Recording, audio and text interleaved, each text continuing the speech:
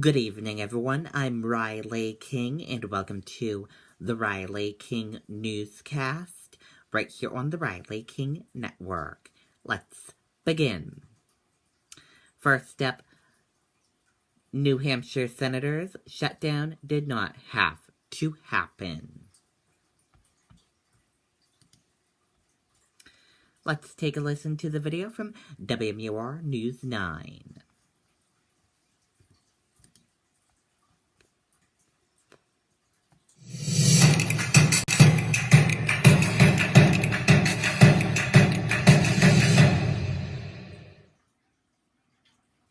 The Senate didn't reach the 60 votes needed for a temporary agreement to keep the government open for the next 4 weeks. New Hampshire's Democratic senators were united in their opposition to the idea. We need to have a long-term solution that goes through this fiscal year. We can't keep kicking the can down the road. Now, only essential federal workers like TSA and border agents will stay on the job, mostly without pay. Veterans' disability claims will stop, as well as certain types of research. Some New Hampshire National Guard members will be furloughed, and drills this weekend are canceled. But soldiers would respond if there is an emergency. Republicans control the White House, they control the Senate, they control the House. They could have gotten this done months ago if they had decided we were going to get it done. I've been very disappointed over the last couple of weeks in particular that Republican leadership and the president have been standing in the way of bipartisan common sense deals here. Republicans, including Governor Sununu, say the bill was vital and would have extended a crucial children's health insurance program for 6 years. There are just too many programs at stake when you look at shutting down the government. The Senate has to join together and do what's right for America. New Hampshire senators are pushing for a plan that brings stability, but say this wasn't it. And the New Hampshire Republican Party just tweeted tonight that by voting no, Senators Hassan and Shaheen voted against Granite State children and in favor of Washington politics. Live in the studio, Mike Cronin, WMUR News 9. All right. Okay, and there you go on that video and that report.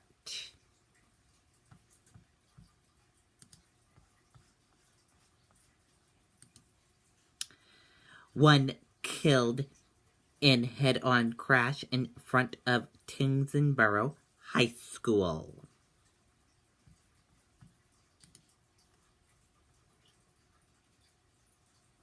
One person is dead after a crash in front of a high school in Tingsboro. The head-on collision occurred Sunday around 1 p.m. on Pawtucket Boulevard in front of the entrance to Greater Lowell Technical High School. The road was shut down from Rhode Island to the school. Authorities said one person died as a result of the crash. 2 other individuals were seriously injured but are expected to be okay. Police are asking anyone who may have witnessed the crash to contact them and provide any information.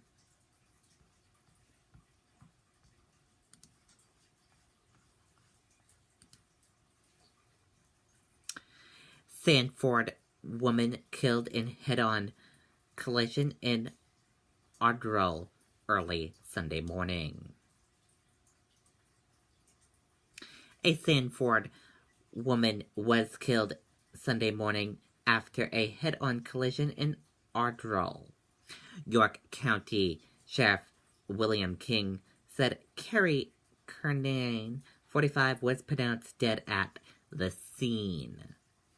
King said she was headed east on Route 111 near the intersection with Limerick Road when she crossed the center line and hit another vehicle. That car was driven by John Sanborn, 22, of Alfred.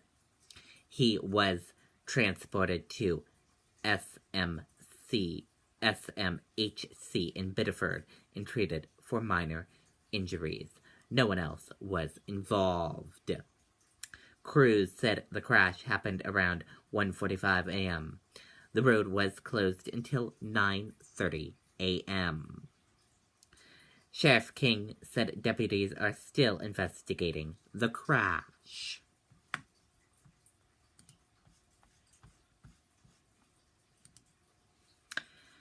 I say pay it to get deal for dreamers. Democrats say of Trump's border wall.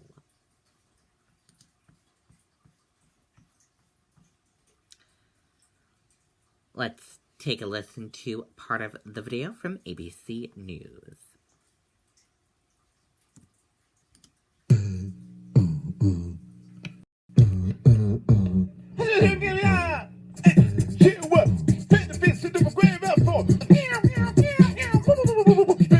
The new Firefox, fast for good.